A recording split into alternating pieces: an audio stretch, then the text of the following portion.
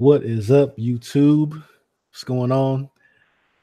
Welcome to another Team 100 live stream. This is live stream number 68. Can't believe that. So we're going to go ahead. We got a couple more people dropping in, but we'll go ahead and introduce ourselves. I'm going to let Rob go ahead and introduce himself first. What's good, everybody? My name is Rob Pouncey. You can find me on YouTube at RP3 Tech Reviews and also on the gram at RP3 _ Tech Reviews and on Twitter at RP Roman numeral 3 Tech. I still don't get that changed. I know I can change that, so I'm going to change and make everything uniform. But again, welcome everybody to episode 68. All right. Since Ford come in clacking and banging and stuff, we're going to go ahead and let him introduce himself. Hey everyone, this is Joseph from Forbes Tech Reviews, aka your favorite Cajun tech reviewer. You can follow me on Twitter at Forbes Reviews and Facebook at Forbes Tech Reviews. Also Instagram at Forbes Tech Reviews. Let's have some fun. 2019, what's up? Let's go. Sir. All right. And I guess I'll introduce myself. You already know what channel it is. It's the Tech Gentleman. I'm Eric Kelly, aka the Tech Gentleman. Definitely check out my social media links. I got them in the description below. I'm going to be dropping Google Plus. I'm going to be forced to do that. You know, Google's shutting that down.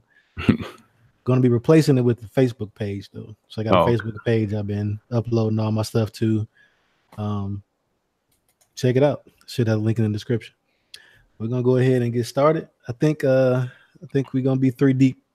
What's up? I want to say what up to Alan Anthony, Phone Tech at Work in the stream, Munchie, Albert Yu, Mark, Six Luis, Jean Michael, I don't know if that's French. What it do? But what it do? Thanks everybody for jumping in. While you're here, hit the like button. Yeah, definitely. Definitely hop in those comments. You know, let us know what you guys think. Some tech y'all looking forward to this year, 2019.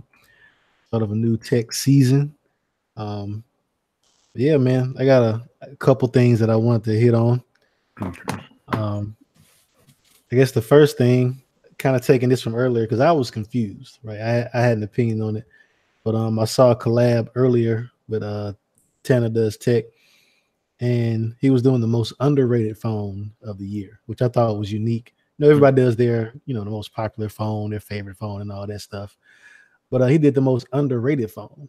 And so I wanted to hit you guys up and see what y'all thought the most underrated phone is. I got an idea what Forbes was going to say, but I was in the video. I was the first one. Yeah, so I let Rob go first because I think everybody knows what phone I'm going to say.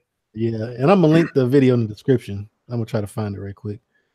Throw it in there. Man, it all depends on how you want to define underrated, but because I don't know if I want to include. I'm kind of toggling between OnePlus 6 or the 6T as underrated, but and they didn't do a big number, so maybe they can be put in the underrated. But they made such a dent in the psyche of a lot of people this year, especially getting on with T-Mobile. So that kind of brought it more to the masses.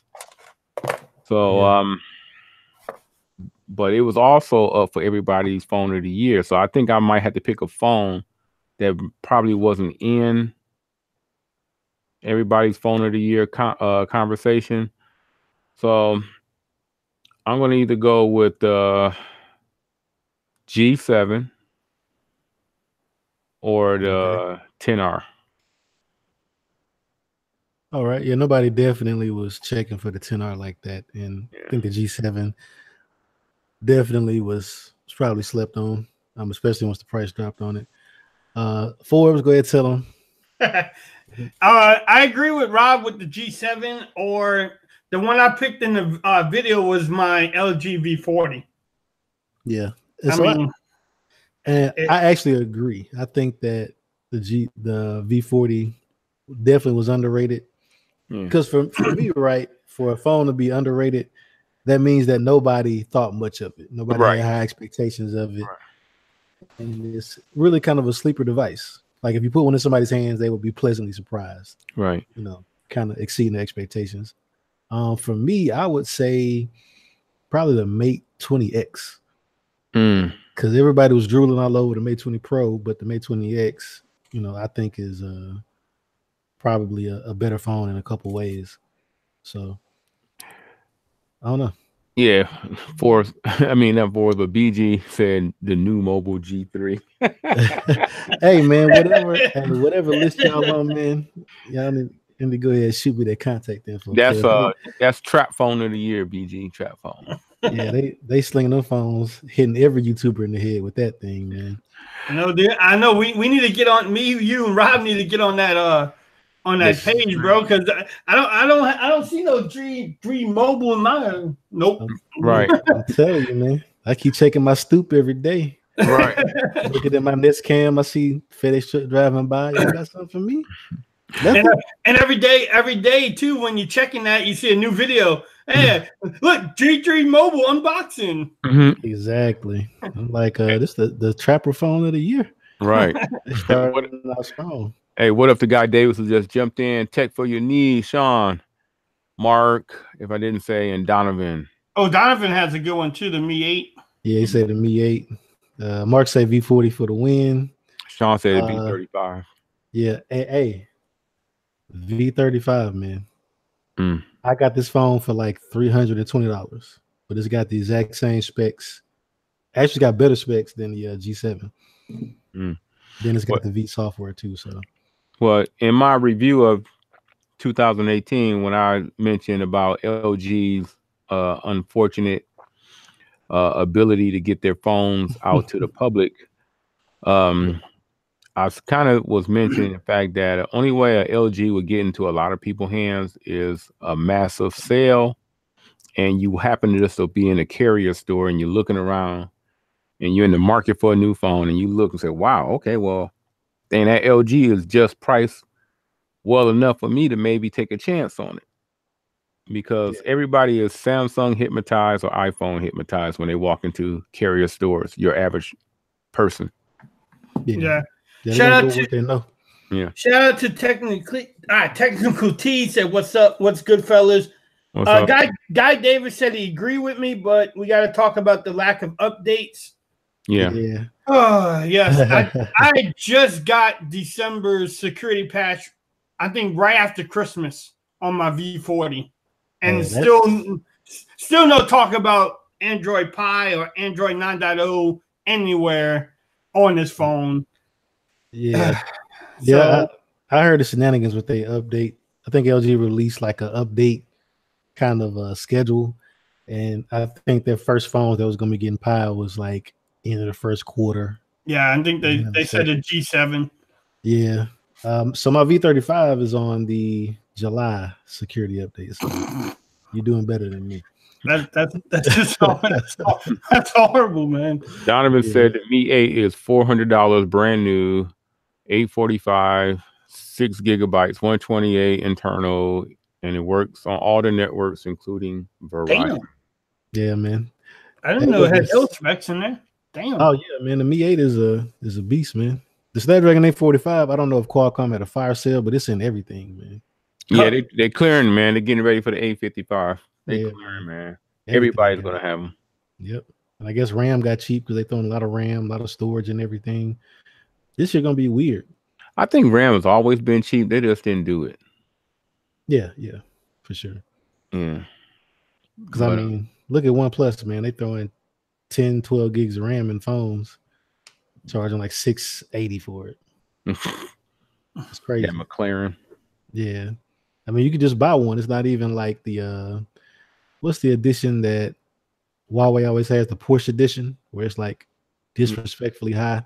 Yeah. Oh yeah. Yeah. the Mate Porsche edition, Mate 20 Porsche edition. Yeah, they normally like $1,800, $2,000. There's certain YouTubers that have a lot more subscribers than us have like a GoFundMe account. Exactly.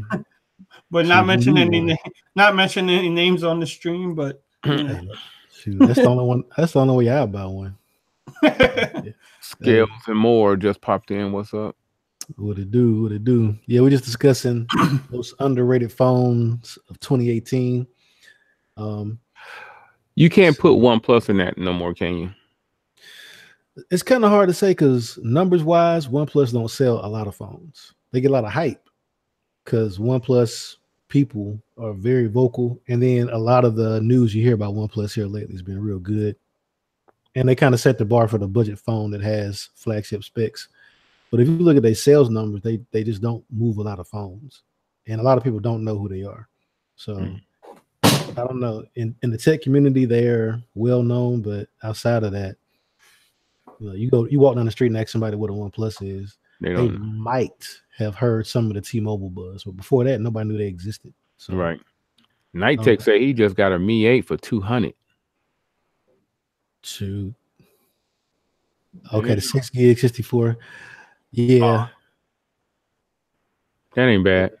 Yeah, not bad. That's a impulse buy range right there. Right. Shoot. You see that hanging on a hook at the checkout line, you just throw it in there, it on the belt, man. Like that was almost like how that Razer went, that Razer Fire Sale. Oh man, I still hate I missed that, man. Yeah. Tony Peace got them all from us. Yeah. Yeah. I was stalking my Best Buy. Yeah. He was like, he had his stuff, everything probably sitting in the cart. Yeah, exactly. See, Phone Tech says OnePlus is going to lose customers dropping all these variants at different times. Everyone going to wait. I think those special ones are for people where money don't mean too much to them.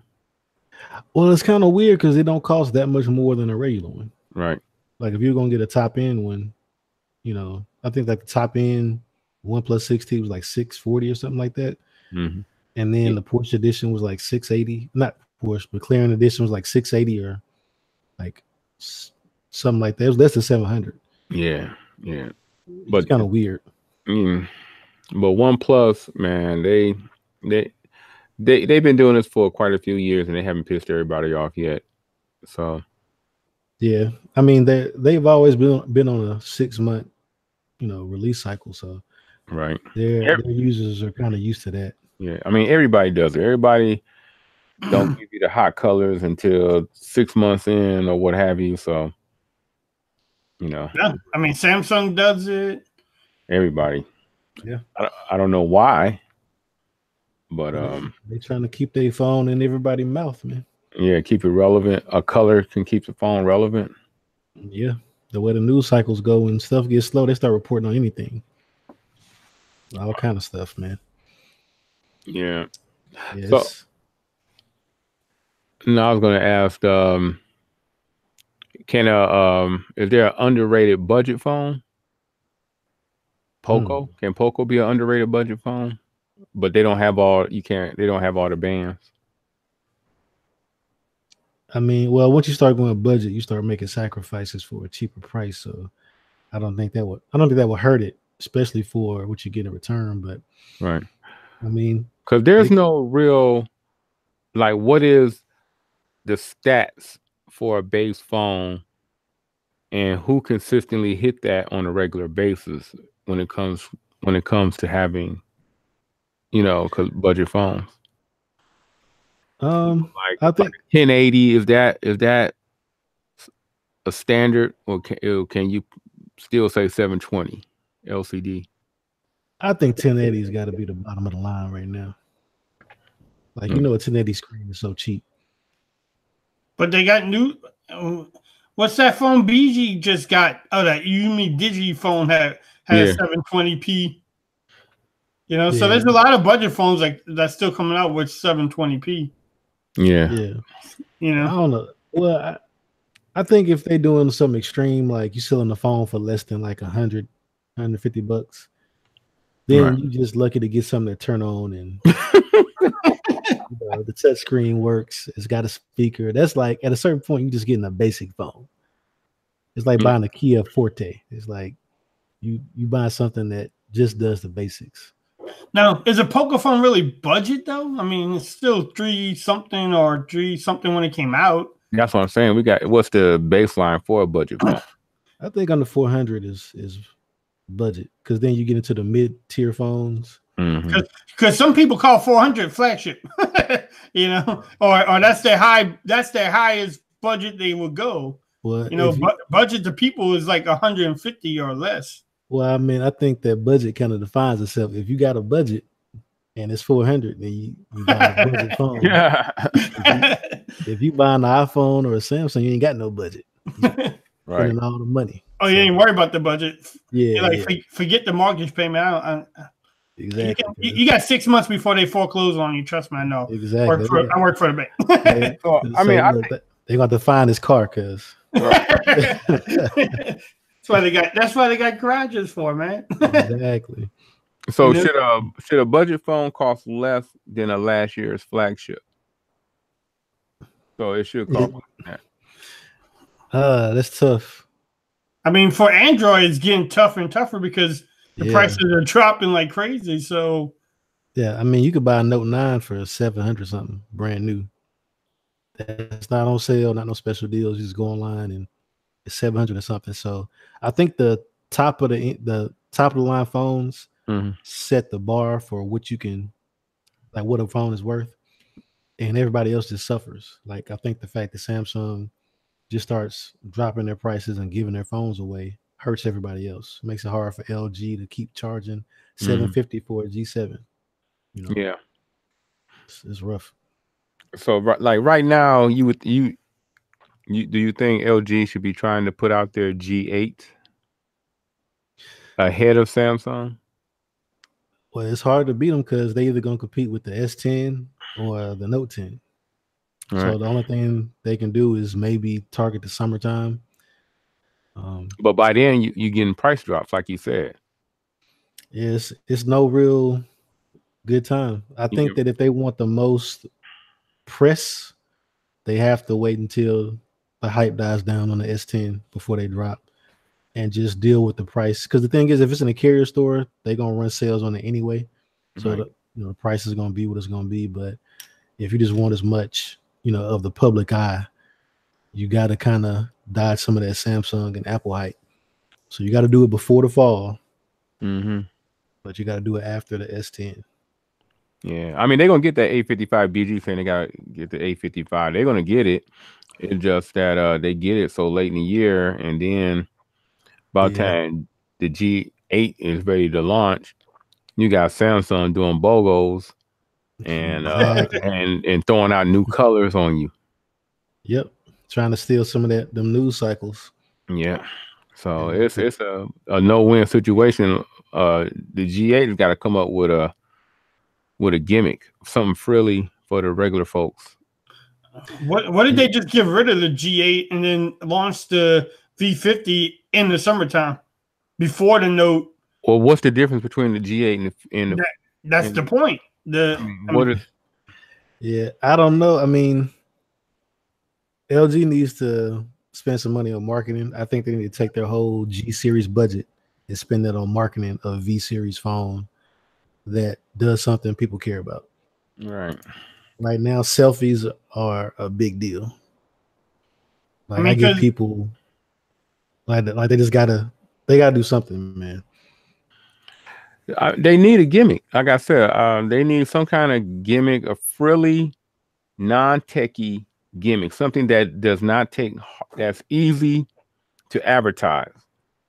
So it's hard to advertise in a 60-second commercial about your manual mode on your camera or about your DAC in your headphones. That's a hard.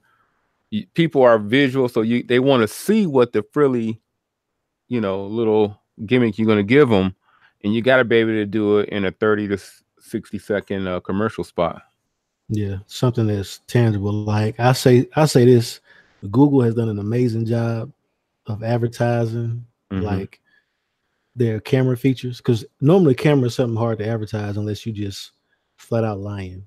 You're putting pictures up there that's you need all kind of equipment to get.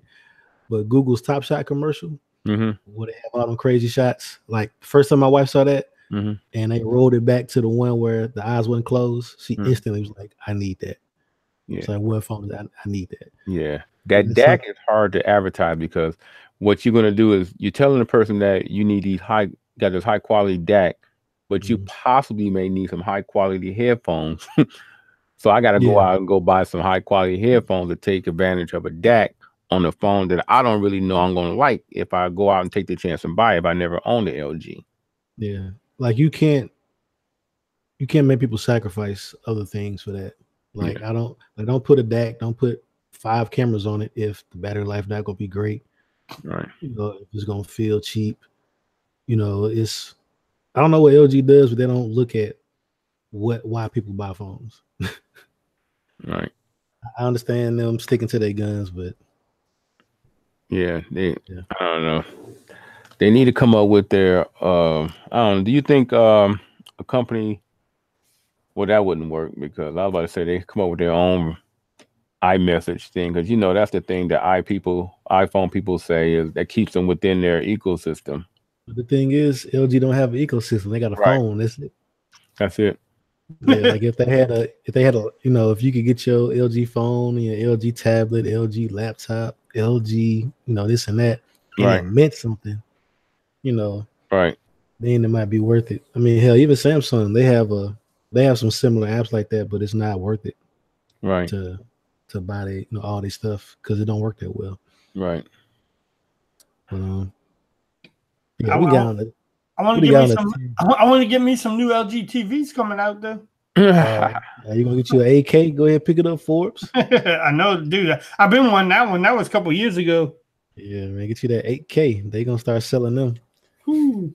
Already, 4K is gonna be dirt cheap. Right. They starting to get dirt cheap already. Yeah, I think I seen Best Buy had like a 60-inch like LG 4K TV for like maybe $349, something like that one day. I'm like, damn.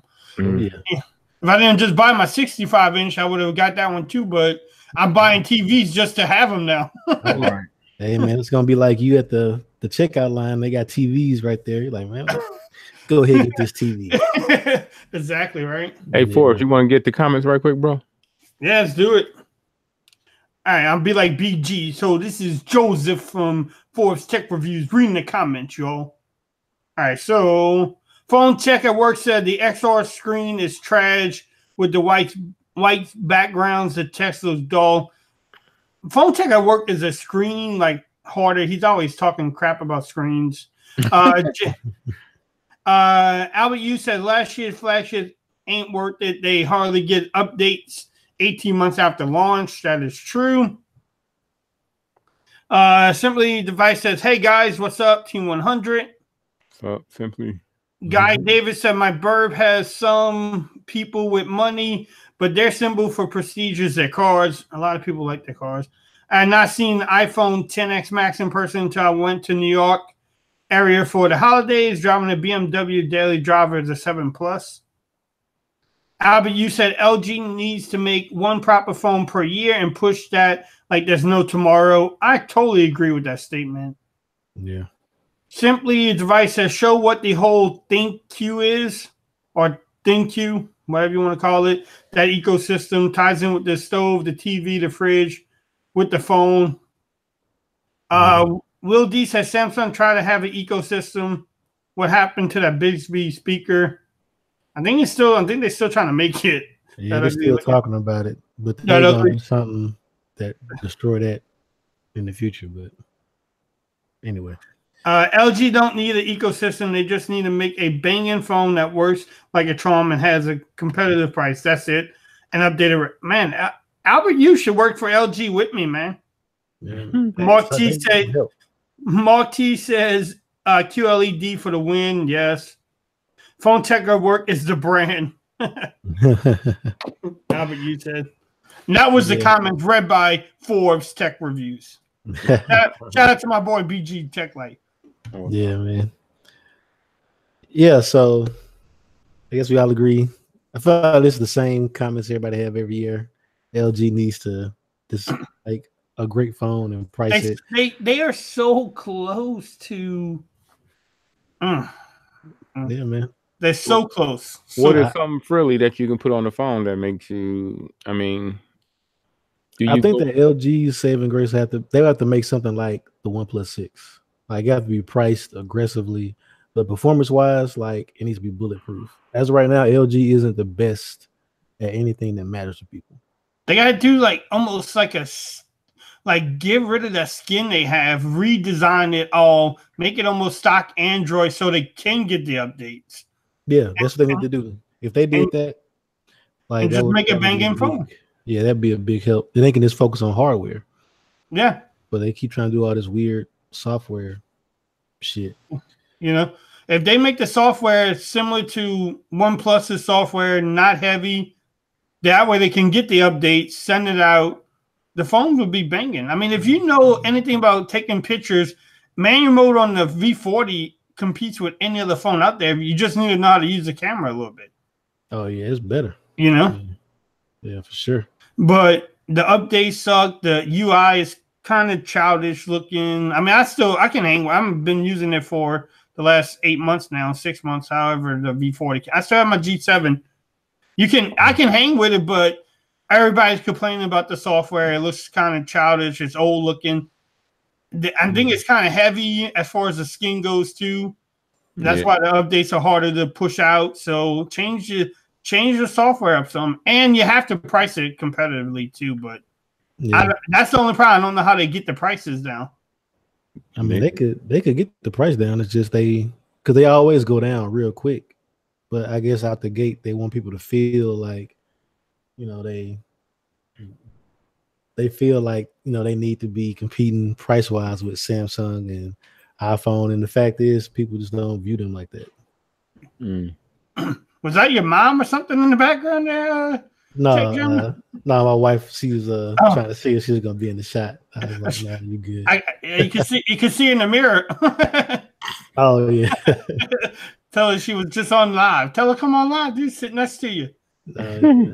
She probably about to hit the bed. Does she sell the S9 or the one? Oh yeah, she got the S9 Plus, and you can't. S9 Plus. Yeah, you can't pry out of her hands. You got to kill her to get that phone. Yeah, dude. I try to get my kids to use a Android phone again, and no, they won't give up their iPhones, man. God, my whole family's iPhone now. All 3 kids have the iPhone. My daughter gave up her iPhone for 3 months, got an S9 Plus, and she's having withdrawals, and she's talking about she's going back to Apple. Did she say what she misses? The iMessage. Okay, yeah, I figured that. I talk to people that they don't even like the iPhone. Like, they look at Android phones, they're like, man, I wish I could have a cool phone like that. Right. But I got to stay on iMessage. Right. And I think Apple knows that, man. And she didn't know how to fix the iMessage because she was still in the loop on her old iMessage. A lot of her texts was coming late or not coming at all. Yeah. I don't know. I don't know what to do about that. Apple got that on lock for real. Let's see. I guess we're gonna hit the comments back up. So Nighttech says Xiaomi need to come to the US. Look, man. Look. Yeah, they do. Look. They need to bring it like easy. Yeah. I mean, like easy computer solutions would say. They need to bring the briefcase. Look, man. You know, they need to go ahead. They need to pay whoever they need to pay. If any of those Chinese companies come to the US, it's gonna be a problem, especially if Huawei. Like the government is fighting to keep Huawei out of this country. Tooth and nail. Pentagon. Well, it's all the agencies, all the security agencies are trying to keep them out. They don't even want, you know, wireless carriers using their network equipment. They don't want. Well, they're removing it. That's part of the holdup of the Sprint thing, and they're replacing their Huawei and Xiaomi equipment that they got in their networks with Nokia and Sony Ericsson equipment that people been using. And what's going to happen is it's going to give rural areas problems while they're doing this switch out. So you're going to start having more dead zones and poor coverage until they can get this equipment switch out, and you're going to have people just like during a certain time, I guess this year or maybe next, where they're just saying, man, my calls just keep falling. I'm not getting my calls ain't through. My signal suck, da-da-da. And it's probably because the change out that Sprint and other companies are going to be doing so they can get this merger through. Yeah, man. It sucks. Because the thing is, Huawei is on track to overtake Samsung in sales by 2020. And that's with no presence in the US. None. Like, imagine if they would be able to tap into the US market. It'd be a done deal. Apple's already been left behind. And then China just stopped them from being able to sell their phones in China. So it's like,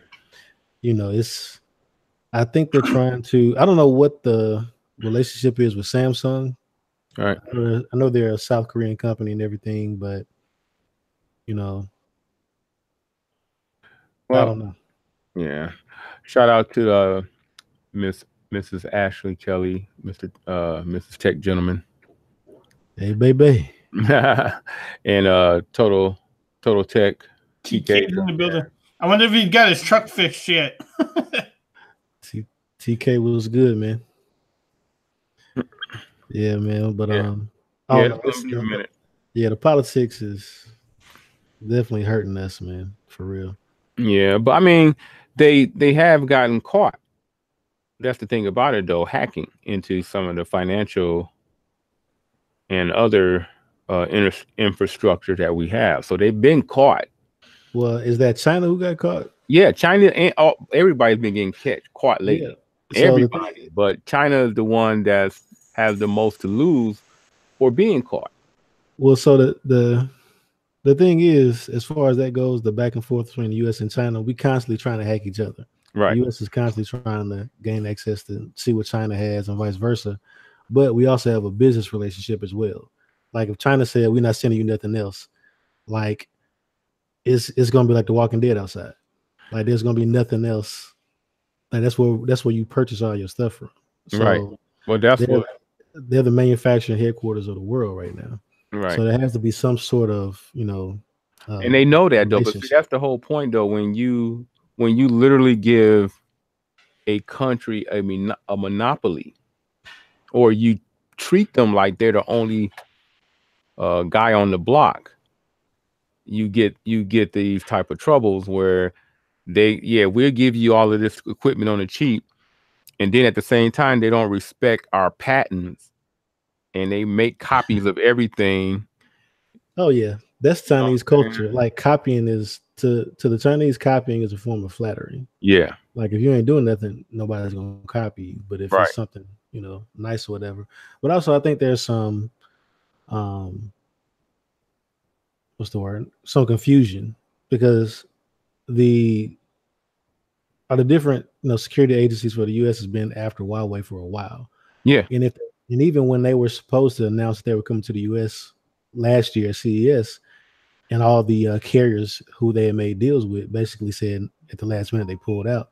There was no hard evidence that they had ever did anything. Right. It was just a suspicion. Well, it was just, like the FBI and the CIA and NSA and all that stuff saying that they didn't trust them because they were Chinese owned. Thing is, every company that operates in China is Chinese owned. Like every single one. Like if a product comes from China, the Chinese government owns that company. That's just the way they operate. Right.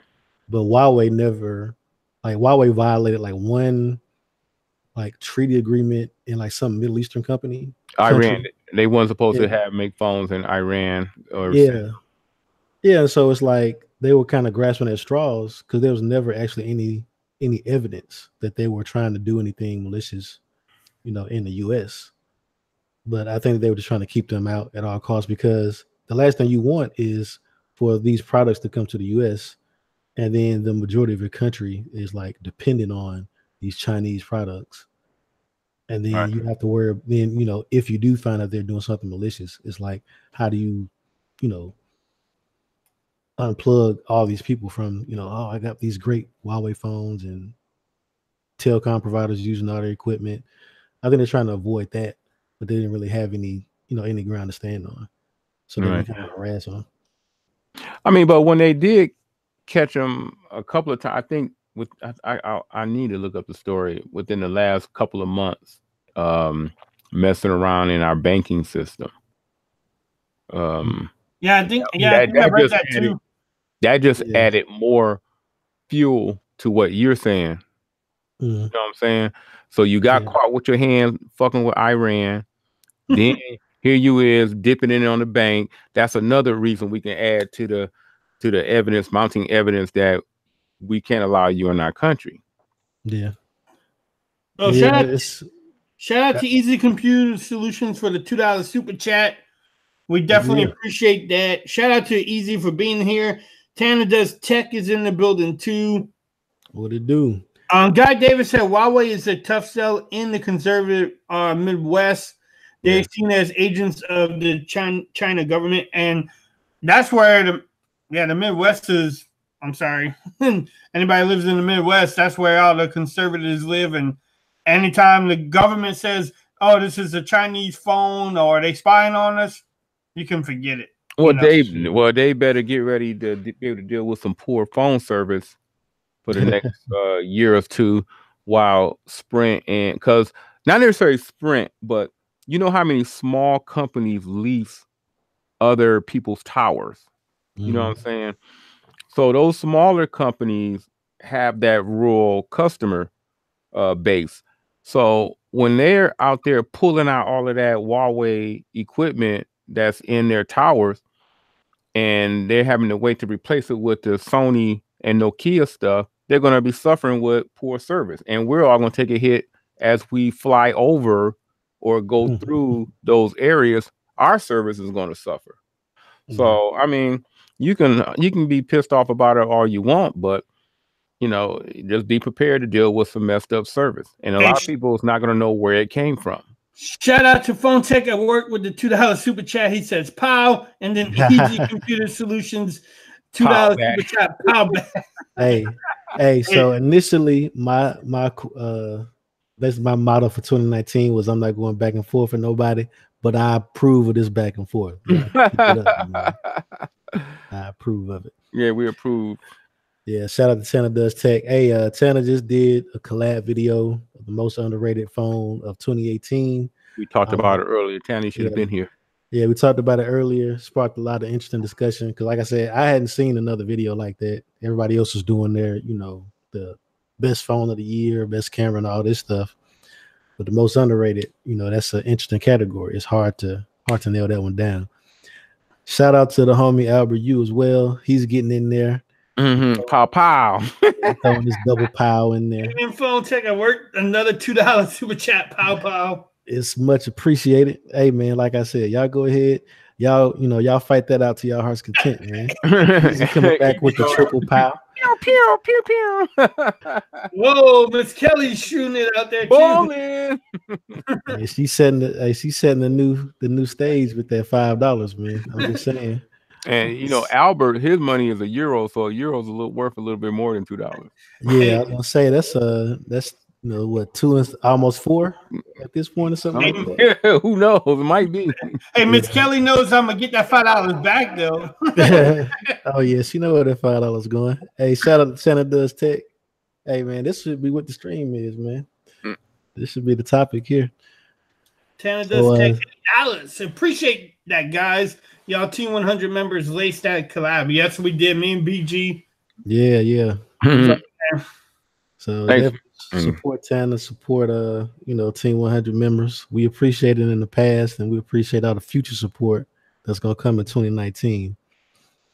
See, Guy Davis, shout out to Guy Davis. He says, rob some countries in Indiana, or some counties in Indiana. You can sit on a tractor and get some great service. Other counties, zero service, and you are right. It's going to get worse for a while.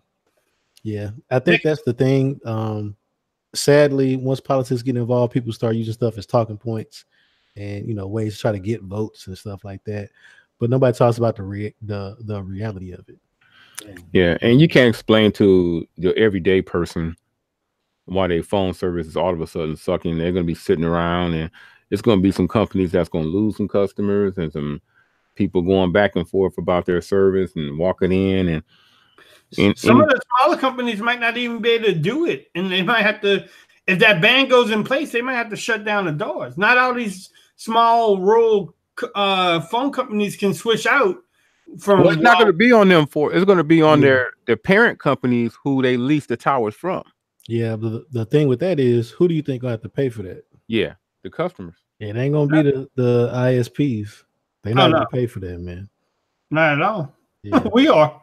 Exactly. They're gonna start raising the prices. Even those little little MVNOs and stuff like that, they're gonna have to raise their prices because I'm sure their bill gonna go up while the parent company starts switching out that equipment and stuff like that. So, yeah, because I mean, if Sprint want that merger to go through, they gotta switch it out. They gotta switch it out. SoftBank already said they're getting it out. Yes, yeah, Sprint got to do whatever they told to do just to, because SoftBank been trying to get rid of Sprint for a minute. Yeah, and Total Tech said Appalachia Wireless owns their towers. Okay, so they may get hit with it if they got Huawei equipment. Yeah, so he said US Cellular does as well. Yeah, yes, some of those companies own the towers, and who knows if they have enough money to switch out that equipment if they're using Huawei. I don't know what companies are using Huawei's software or even whatever the towers and stuff in there, but who knows if they have enough money to switch it out. Yeah. And if that ban goes in place, then they are screwed. Exactly. So going to the chat, see Mark says T-Mobile Sprint will be the next Verizon. I don't know. That's gonna be tough. Hey BG, Ashley say, what about this Team 100 merch? So trying to talk about that motherfucking merch. We need to get on that for real. Yeah. Mark says prices going through the roof. That's true. Definitely agree with that. Phone Tech says thumbs up, everyone. Total Tech says they don't. They already running the food stamp network. That's what I was gonna say, man. These little budget, providers, man. They just trying to pay their little lease bill or trying to pay their bill on their equipment. That's all they trying to do. See, Rob said just Google the Huawei ZTE equipment ban. I think he's talking about Guy Davis looking up the article on it. Yeah. Total Tech says so they done for. He say he with it. And Phone Tech says I'm posting the Team 100 stickers all over Vegas tomorrow. I'll definitely be looking out for them drunk live streams on Instagram. Phone Tech set them out. I'm gonna be there having to keep him out of trouble though. No, it's gonna be you, TK, him, and Flossie at the Huawei event or something, getting drunk like they did. Hey Rob, last year. Hey Rob, you see all them dark spots in your beard, man? They're gonna lighten on up while you in Vegas, man. Yeah, you're gonna be fully gray. You're gonna be snowy beard when you. I'm gonna be snowy beard all day. Easy say 2019 will be a good year for small channels. I appreciate that. I'm looking forward to it as well. Albert, you say T-Mobile going to do it big in 2019.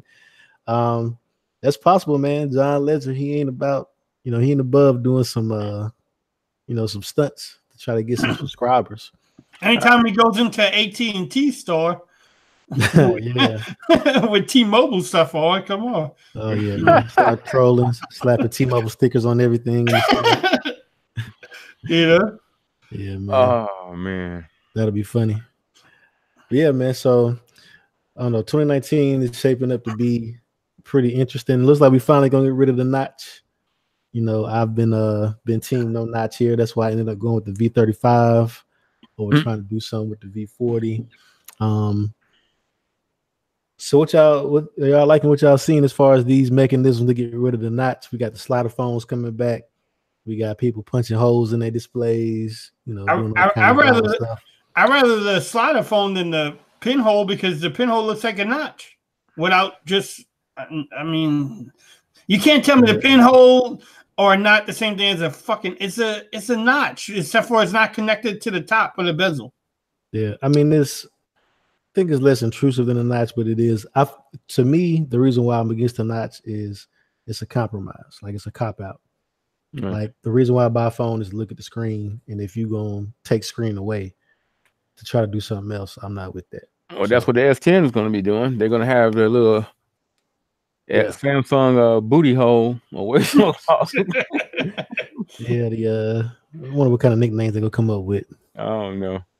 But yeah, I mean, it you know, aftermarket people, you're gonna have to, if you got a phone with a slider camera setup, you're gonna have to rock those phones bucky naked. yeah. I mean, unless they got a case. Yeah, I know the Mi Mix 3 has a case. I want the Mi Mix, man. That's slick, man. I like that. I like the manual operation, man. If y'all remember, like the Sidekicks or some of those older slider phones, man, people are kind of worried about the durability. But man, if you remember those phones, they were tough, man. For real. So I'm gonna hit up the comments. You don't want to read some of them? I guess I'm at the pre-read. Let me see. Read TK's last comment. TK last comment. Oh, he's like, eat the brute like grocery phone. That's gonna be a new category, man. The glory hole. Yeah. Yeah, the Sidekick swivel was sweet. That was always like a status. Yeah, that was addictive, man. You seen that action? You seen somebody pull their phone out? They had that action. Mm-hmm. It just looked like they was about to handle some business, man. Yeah. Yeah.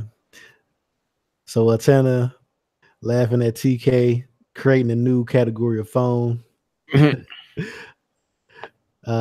Mark said the Sidekick was built like a tank. Yeah, exactly, man. It was thick and heavy, but you know, it worked on out. Ashley said, love that swivel Sidekick.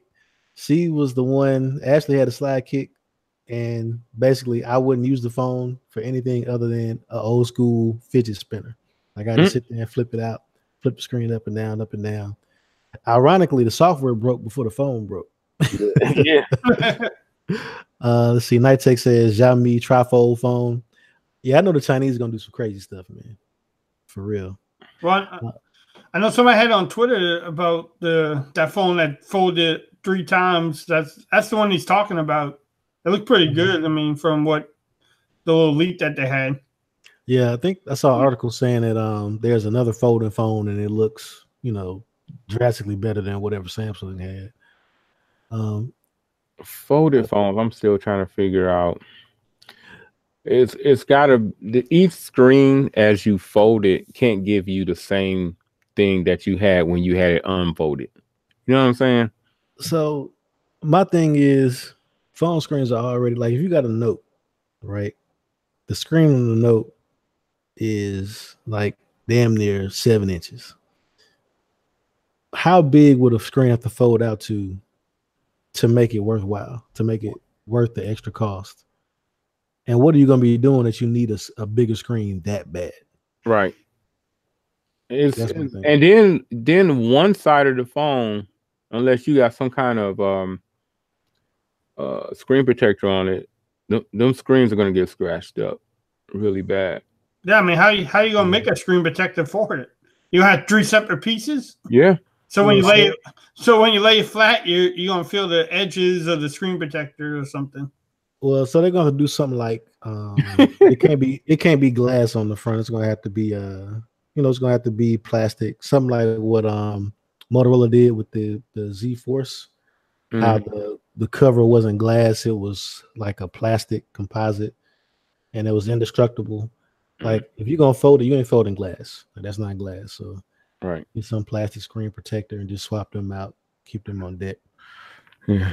TK like his porn on a bigger screen. Hey man, porn is a huge driving force behind technology, man. Yeah. That's why I got a laptop for. You believe it or not, porn made the decision whether VHS or Betamax was going to be the dominant video factor. Hey man, look, porn is the reason why the internet's so fast. Yeah. I'm being honest, man. Ain't nobody trying to download no Word documents, no emails, and they need a gigabit speed. Right. It's something else, man. That's the reason why we got, 8 terabyte hard drives. Like, I'll never forget when the first terabyte hard drive came out. I was working at Office Depot, and the first guy that came in and bought one, he was in the military. And at that time, man, computers were coming with like 20 and 40 gig hard drives. It's a terabyte hard drive, cost like $400. I was like, man, what you gonna do with this terabyte hard drive, man? What you gonna do out of space? Right. He's like, I'm gonna download all the porn. And he was dead serious, man. I was like, hey, man, do you? All I want to know is, do you want the protection plan on it? Because you're gonna get a commission. That's all I need to know, man. But yeah, man, that's anyway, man. It's gonna be weird this year. People gonna be trying all kind of weird stuff. But I like that though. I like that people kind of, trying something different. So next, you think they could, okay, like Apple was talking about, they're not going to even talk about how many phones they sell because people are holding on. It just turned out that people are holding on to their phones longer. And they're saying, I read articles saying they need to move more towards services. Do you think who can compete with Apple when they start, selling service as the thing? Software updates is going to be the thing to do in the future, I guess. Well, so I think it sounds like the advice they're giving them is the same advice they gave Microsoft. Microsoft used to be real big on hardware, trying to make money on licenses. Right. And that's just old school. Nobody charges you for software anymore. They charge you for your service. So music service, video service, monthly subscription, all that stuff. Right. The only thing Apple really got is iMessage. And that's the only advantage they have. Like iTunes, like you can use iTunes. Spotify is still the most widely used music service on the planet. I mean, if they were to come out with some sort of subscription service, companies though, I can see companies gobbling it up. Ain't nobody going to do Spotify. That, huh? That's saying nobody buying Spotify, right? I mean, only thing they're going to do is if these companies keep gobbling up, they're going to get broken up anyway in about another 3 or 4 years. Yeah, either that or they're going to get smacked with one of them huge EU fines. Right. From the EU, yeah. They ain't been playing with you ain't going to play that. EU do not play with monopolies. Exactly. But yeah, like I say, the thing is, Apple is a hardware company, not a software company. So right. Like nobody wants to use Apple email or right. Like that's not what they look for. They looking for the iMessage. That's what they want. If they can find a way to like have people subscribe to that service, I mean that'll be an entirely new revenue stream for them. Right? Yeah, that's true. Because Google can't figure it out for whatever reason. They got 12 damn messaging clients. None of them do anything even remotely close to that. Google is going to keep shooting themselves in the foot, and you're going to see them firing my man. What's my man? I forgot his name for head of Google. Oh, Sundar Pichai. Yeah, they're going to end up firing him, and you're going to see a massive restructuring. It's you see it in the auto industry. For a long time, Ford was spinning their wheels, and they fired and got rid of like so many layers from the top all the way down and restructured. And they brought in my man from Boeing. Keep forgetting the CEO who was at Boeing, and he put Ford back on solid footing and made them very profitable. And Google is doing the very same thing some of the car companies were doing in the big three, just throwing so much stuff at you. Like you remember GM, they have like 5 different cars with different nameplates, but they were all basically the same cars with slightly different. And that's what Google do. They give you Allo, messaging, Hangouts. That sounds like GM. Well, the difference with Google though is those aren't money making avenues for them. The stuff they're trying to make money on is the made by Google stuff. So the Google Home, like all their hardware and those partnerships, that's where they're making their money at outside of their advertising.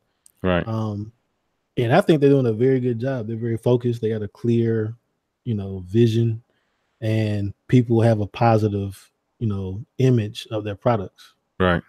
Google's done a good job, even though they're like scary as far as like the amount of data they collect on you and the information they have, but they've done a good job of, at least in America, of keeping the image of kind of being, like innocent and, helpful and lighthearted.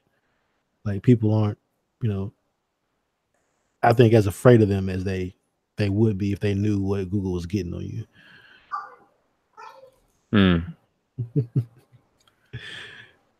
Yeah, so we're gonna hit up these comments, man. People been dropping some gold in here.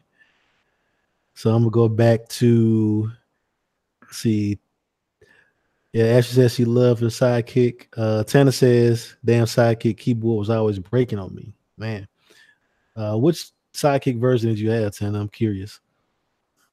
Let's see. Guy Davis said, Me Mix, Huawei, most high school grads cannot pronounce these phones. Yeah, they ain't teaching you Chinese in high school, man. Phone Tech said the Bird Box phone. Total Tech said the sidekick almost got me as much buns as the BlackBerry. Yeah, the sidekick was, when it came out, man, it was unique. Phone Tech said I had a sidekick on unlimited data, only SIM with T-Mobile for $20. The good old days. Yeah, you kissed that goodbye, cuz. BG said the Axon M. He dared mention the Axon M in this conversation. Oh, did he really? Yeah, man, they did, BG. Oh. If you was wondering, they did. DED. They did. Albert, you says anybody take that the Kyocera DuraForce Pro 2?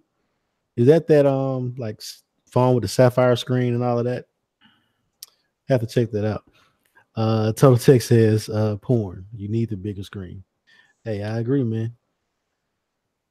I agree. B said be hard as fuck to install White Stone Dome. Look, I'm not buying no more White Stone Domes, man. They're gonna have to send it to you free now. Look, it's got to be free, man. I'm tired of getting them. I'm doing 2 installs every time I get a screen and never go on right. It's a waste of money, man. Albert, you said just make a sapphire. Yeah, man. If you want that scratch resistant, sapphire is the way to go. Total Tech said make 20x. Yeah, that's a huge screen. Albert, you says, yeah, man, I was on team Video 2000 back then. I guess that's a Betamax player. Some of y'all older cats, Rob, you may know about that, man. Yeah, I do. I was around. I was around during those times. Yeah. Total Tech says a OnePlus 3 with Android P will run circles around most new phones. Facts. Big facts. Mark said Google, the only one that can compete with Apple on services. And I mean, Google is beating everybody else on the ground with services. Other people trying to catch up, at least as far as consumers facing stuff goes. Let's see. Albert says 100 at Total Tech. Donovan says Apple also has the Apple Watch, and it's better than anything else out there by a long shot. I can see that. If you're in the Apple ecosystem, that's going to be an easy win. Mark says Google just needs a true messaging platform. Definitely true. They literally have their hands in every pot. Like they got, at one point they had 2 email clients. They got multiple video clients, multiple messaging clients. They're trying to push RCS. Now they got their own carrier and Google Fi. Like they just all over the place, man. Guy Davis says I work in an office of iPhone users. Newest has the 8, oldest has the 6S. One guy's parents both have iPhone 5. These folks keep their phones forever. That's true. No reason to upgrade. Once you put it in the outer box, you no longer have any way to identify your phone if you got an iPhone. Albert, you says he talking about that BlackBerry Messenger. I can get down with that. BBM for the win. That's a good service that need to come out. Google need to buy that. Ain't that still in the Ain't that in still the Google Play Store? Hey, yeah. I'm not gonna lie. When you just said BBM, I was thinking of BBW. Oh my goodness! Focus. I was like, damn, Albert, what the hell are you talking about? Gotta stay focused, man. Come on, focus for stay with us, man. We got another hour, man. Stay with us. See, Guy Davis said, I agree, Rob. How long can they make ugly ass phones that do not sell and they lose money on them? Yeah. Let's see. Simply Device says brand engineering. Yeah, that's true. They need somebody. They need something, man. Shout out to Chicago Scales and More, $1.99 super chat. He must be on his iPhone. Oh yeah, send out the iPhone. Hey, we don't discriminate, man. You can super chat from whatever device you want. Yeah, we'll appreciate it just the same, man. Simply Your Device reminded me it was Alan Mullally. And you know what's messed up about it? I work at Ford and I can't even really do my own CEO. I wasn't gonna say anything about that, but I couldn't remember his name for the life of me. So when he came in, man, he shook the ground. He got rid of everything that was a mimic of a previous. Like if Lincoln had one thing, and Ford and the Ford brand had something, and they looked too much alike, he got rid of it. Yeah, man. He got rid of all the Ford cars though in the process. Not really. He streamlined everything, man, because it wasn't no need to have a Taurus and a Sable. You remember that? Oh yeah. You talking about way back. They didn't look alike. They was the same car. They was the same car. And that's what I'm saying. That's what Hangouts, Allo, all of that to me was repeating that very same thing. Yeah, it was definitely definitely a lack of focus and clarity in what they were trying to do. And that's what's happening with Google, a lack of focus and clarity. Yeah, because when the CEO of CEO of Microsoft now, he came in, he was cutting it fat. He cut so much fat, he cut into some meat. Because he came in there, got rid of Nokia. When they had bought Nokia, he came in, got rid of everybody dealing with that. He fired like 15,000 people when he came in. He said if you're not dealing with he said if you're not dealing with cloud, you're not dealing with Windows, or you're not dealing with mobile, he said you're out of here. And you got rid of all that stuff, man. He said services are the future, cloud is the future, and mobile is the future. Mm-hmm. And they doing better, man. Yeah, well, for real. Yeah, see, hit the comments back up. Simply Device said Google had a great messaging service. It was Hangouts. The only problem with Google though is that like Samsung has this message app, LG has they can't control the OEMs to say, hey, just use iMessage in that. Yeah, and that's trying to do it now. Well, they can't really enforce it, and even in America, there's probably one of the last few places where they can incentivize you to use their apps or install their apps or whatever.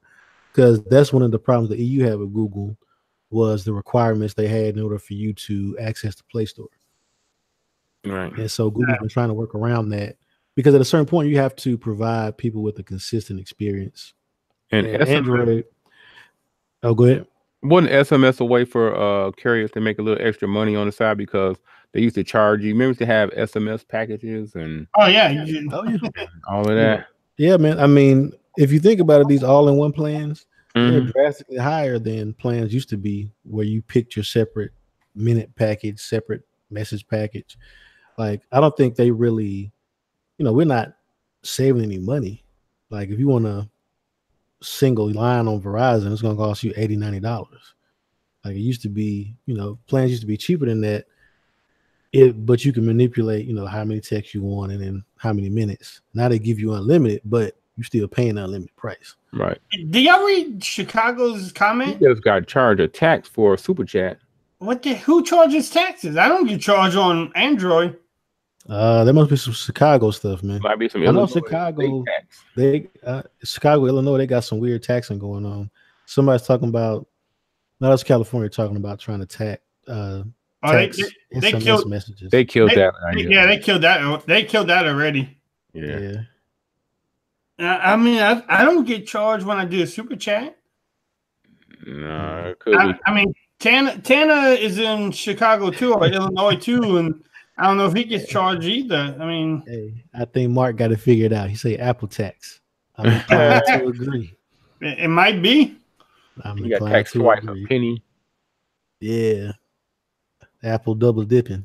I've never seen somebody say that in this. I mean, we've been getting super chats for almost a year now, a year and a half, and I have never seen somebody. Yeah, he said he got charged 12 cents. Yeah, you need to write your congressman, because that's all I can tell you on that. Dude, that's crazy.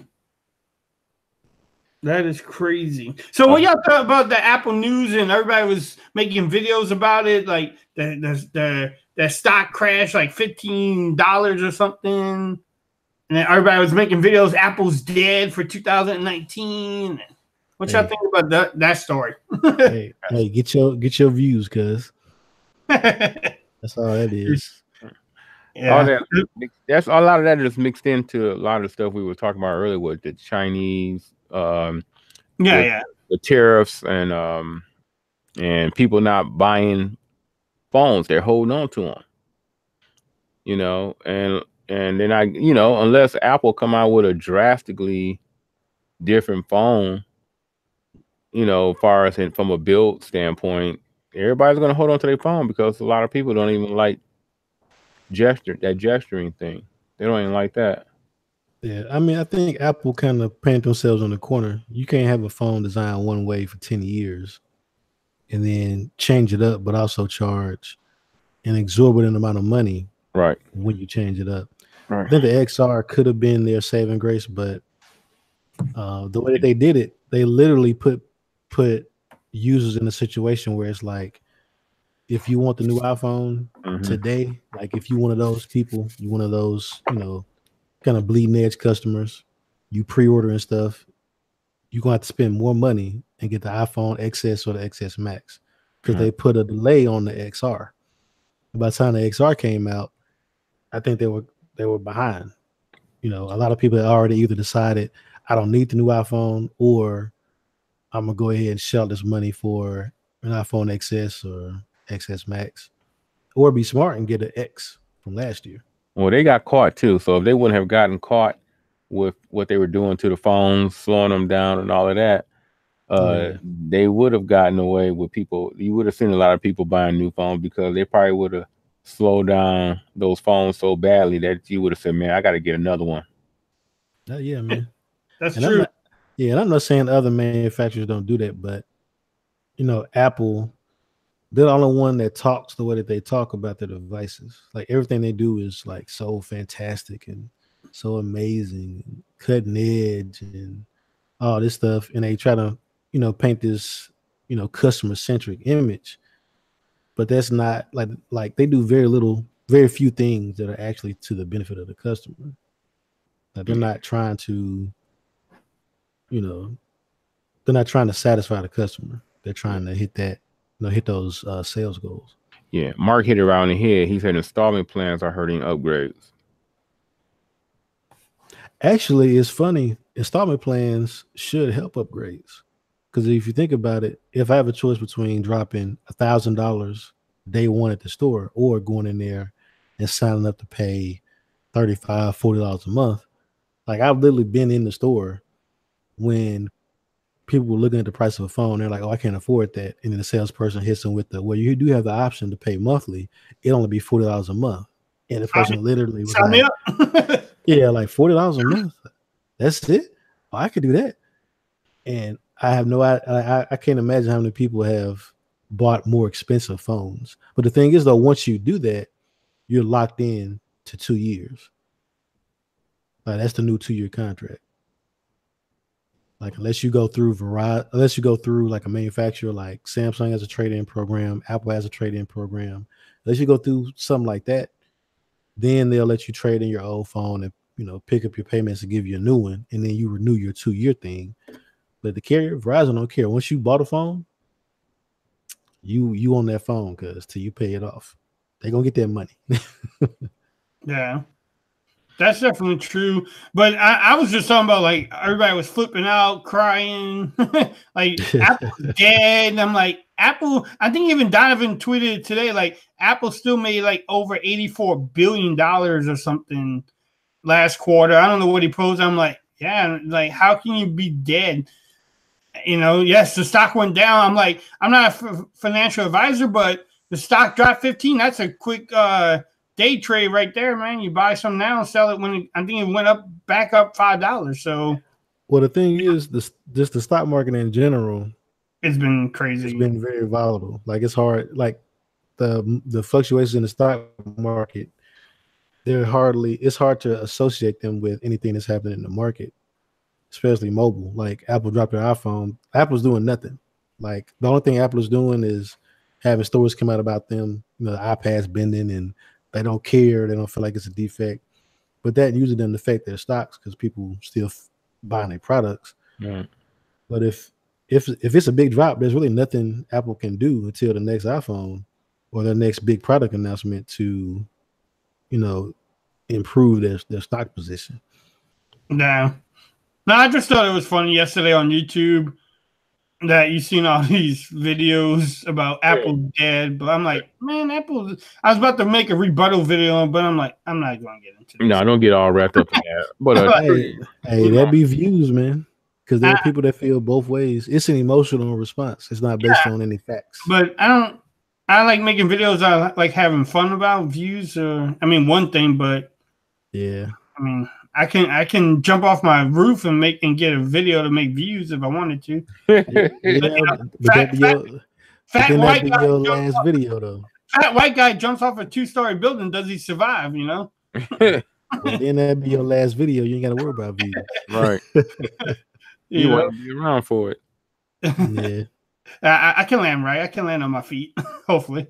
Yeah. Shit, if I land on my stomach, I might bounce up a couple times and still survive. So, but no, I just started. I seen the story and I'm like, okay, the stock crash, everybody's, and then, my YouTube timeline was filled with Apple's dead, Apple's this, Apple's in trouble. Oh no, Apple's not in trouble. I'm like, I thought it was pretty funny just watching people's YouTube videos on it. So that's why I just brought it up tonight. I know Apple's not dead. They make way too much money. Yes, they probably have to reorganize, rethink everything like everybody else is going to have to do because of, like Rob said, the tariffs in China is hurting them. And, they're switching their company. The company's making the phones in India now. Yeah, man. They're going to make some moves, but it ain't going to be making stuff cheaper. Right. They can adjust stuff on the manufacturing end. Because their design, like, even though this was, like, 2018 was the S year, like, 2019, they're going to come out with a revised X. Like, I don't know what they're going to call it. The XI. Well, I guess they should say the 10 and the 11, but whatever. But yeah, they're not gonna do nothing drastic. Like Apple doesn't do that. Apple doesn't do anything that they can't get a certain profit margin on. As soon as you buy an iPhone, like they've got they profits are locked into their price. That's why their price is so high and the cost of manufacturing is so low. That's why they're so profitable. They're just gonna upgrade the software. I think Mark and Night Tech was saying in there iOS 13 is supposed to be, better. That's what everybody's waiting for. So, and that's another thing with Apple too, upgrading too. If you have the iPhone 8 Plus, why would you upgrade to the 10 or the 10X Max when you can get the same software? Right. I will say the 10, that was the first iPhone I picked up that I felt like was different than all the other iPhones. When you pick up a 10, it feels different. Like if it sets the bar for what premium feels like. Well, the iPhone 10 was the first iPhone I had in my, on the channel. So yeah, definitely different. But like you said earlier, the iPhone 8 Plus, people love the home button. Oh yeah, they love it. They love it.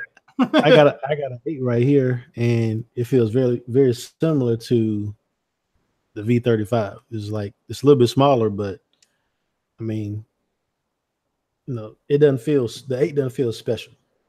It feels old and outdated. Yes, that X, but that's you though.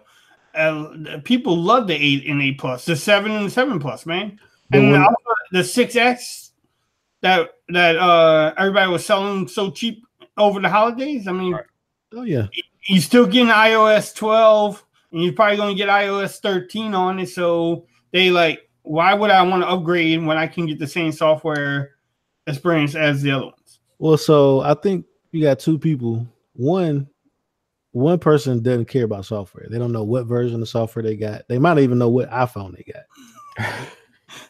I think that's one sect of iPhone user. The other, they actually care about what they spend their money on. So if you got to go into the store, you got to spend, like the last time a lot of people, if you got a 6, a 6S, or a 7, the last time you bought an iPhone, you wouldn't pay no $1,000, no $1,200 for no phone. Right. So if that's what you looking at spending on a phone, like you're gonna start looking at what do I really get? And if you look and the software is exactly the same, I would make that same decision. I'm like, well, I'm gonna hold on, I'll keep this this 8, I'll keep this 7, 6S, whatever.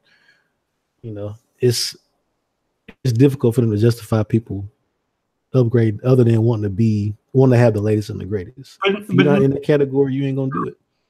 But then you also have people like my friends that had the iPhone 10 and they just got the iPhone 10X Max because I don't know what carrier they on. It's like, hey, we can upgrade. What phone do you recommend? I'm like, and I asked them questions. I'm like, what phone? I'm like, you got the iPhone 10. I said, why are you on upgrade? Well, we just have an upgrade. We can upgrade it for free. We just have to keep our monthly payments going. It doesn't really charge us more. I'm like, well, it depends on what size you want and what you're looking for. And I think they both went with the iPhone 10X Max. So those people that keep on upgrading. But then you also, like you said, you have the people with the 6S, the 7 Plus. Like, I don't need to upgrade. Why? I mean, I paid like $700-800 for this one. Why would I pump out $1,200 when I can have the same iOS experience on this phone? And the cameras are still pretty decent on all those phones that we mentioned. Right. Oh, yeah. I think it's definitely plateauing. Like it's going to flatten out. You know, as far as the sales. I mean, there's not really much they can do to differentiate. I think they're going to keep the cutting edge people kind of, you know, keep baiting us every year, coming out with these, you know, gimmicks and features and stuff like that. But as far as having a phone that works as a phone, it used to be if you wanted something to just work, you had to buy an iPhone because the old Android phones suck. Now, I mean, the S8 Plus, still good devices. Yeah. And really, the Snapdragon 845, I've been shot. Every phone that I've picked up with 845 in it, using it for months, like it doesn't slow down the way old Android phones used to do. And these are phones running the same software from last year. Like the 8 and 8 Plus, like I would have to reset them. Even my Note 8, I would have to reset it after so long. These 845 phones, I don't feel the same way. Yeah, true. Very true. The 855 though is supposed to allow for a lot of new extras coming in and improve AI cameras, and so if your phone has the 855 in it, it's almost really no reason why your camera should suck next year. So OnePlus didn't have no excuse.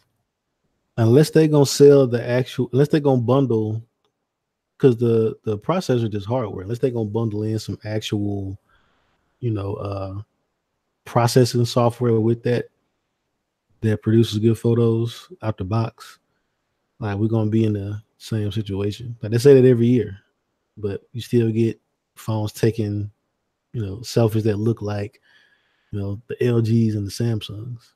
Yeah. Like whatever, like unless they're going to start promising you pixel level selfies, like everything else going to be average, man. Well, it's supposed to be able to match the Apple's A12 Bionic and the Kirin 980. 7 nanometer manufacturing process is being used, which means faster performance. I'm reading this little article right here. Naturally, this will equate to better performance and or battery life, depending on the manufacturer choose to incorporate the chip. See what's going on here. Image processing and natural language recognition. What else is in here? Intel made visual core chip to help speed up image processing. Other highlighted abilities is 4K HDR video capture, improve AR, and real-time voice translation. Everybody's still trying to AR stuff. I don't think AR will. I don't know if that's ever going to take off like people wanted to. Not on phones. Like nobody cares about it like that. You can find some industries that'll be cool, you know, to do. Medicine, maybe engineering, like a mechanic being able to have a overlay of an engine or, you know, overlay of a car part and be able to do some, you know, run through some stuff without having to take it apart first. some simulations or something like that. That'd be yeah, cool. stuff like that. I'm talking on the phone though. Like, yeah, that ain't gonna be useful. Hey, Mark T said that the 10S Max was a waste of space, and then Albert, you said no, the U Ultra was. Yeah, the U Ultra was no, it was not a waste of beginning. space. The U Ultra was a phone that should not have existed. HTC should have put that money into marketing budget for the U11. Like that's they should have did. That phone did nothing because like it came out and then like I think like some S8 leaks came out and it was a wrap. I seen the story today. They said HTC lost was down 67% of their income or something, or their profit from 2017. Yeah, and they wasn't balling in 2017. So they said they're pretty much dead. They're begging Google to buy them. Please buy us. I don't know what you would buy the company for. I think you would just try to hire all their employees, but right. As far as like going through the legal and financial stuff of acquiring a company, I don't even know if HTC has any useful patents or anything like that. What else do they? No, not really, do they? No. Unfortunately, no. Yeah. Unless you want the squeeze feature still. But the Google already got the squeeze feature though. They don't need them for that. Did they even put that on the Google Pixel 3? Yeah, it's on there. It's on there? Because nobody talked about it. Nobody even talked about it now. Like, I never seen one YouTuber mention that on the Pixel 3 XL. Yeah, it was kind of one of those things where it's like, I guess they feel like it's regular now. Maybe so. But the thing I did want to touch on though was Samsung, the Bixby button next year, or this year anyway, being able to be mapped to Google Assistant and what that means for Bixby. Wait, you read that somewhere? Yeah. They're gonna Samsung is gonna start letting you map that button to Google Assistant. And also, this is probably nobody cares about this. Up until now, Samsung was one of the few companies that hadn't let Google put Google Lens in their camera app, but they're gonna start doing that as well. Wow. Damn, Bixby's that Bixby thing is Bixby is dead then. Yeah. I mean, I don't know how Bixby is still alive, but they never did push that Bixby speaker out, so that was a good thing. That should have told you they was kind of folding shop. Yeah, a little bit. I mean, they still talk about it though. It's weird. Yeah, I mean, I seen an article about it a couple days ago. Yeah, Samsung's still talking about it, but if they come out in another Google Assistant speaker, I think that just builds up their ecosystem. They can still drop it, if it runs Bixby still, it runs it. If it doesn't, nobody will care. Right. Nobody will care. But I think that Samsung getting closer with Google software wise, right, that's only going to help them. So it can only help them. When we asked the question earlier, I forgot I had wanted to bring this up. We said what was the most underrated phone? What was the most overrated phone? Overrated? Overrated. Came in on the hype train. Nope, 9. Ooh, we knew you was gonna say that. Came in on the hype train. Yeah, we felt that. I don't know. I can do most overrated company, but I can't do most overrated phone. If I said overrated company, at least for me personally, the one I was most excited to see what they did in 2018, they did nothing, was Essential.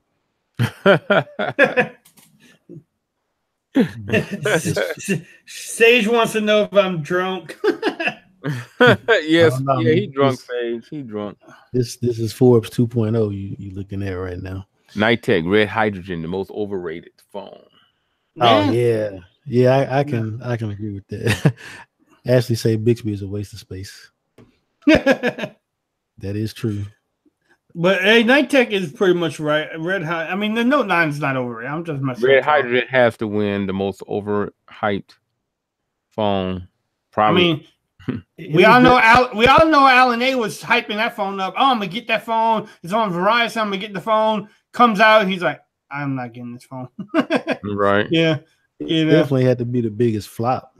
Yeah. Especially for people that bought that titanium version. The phone didn't even come out. And it's a 2017 phone.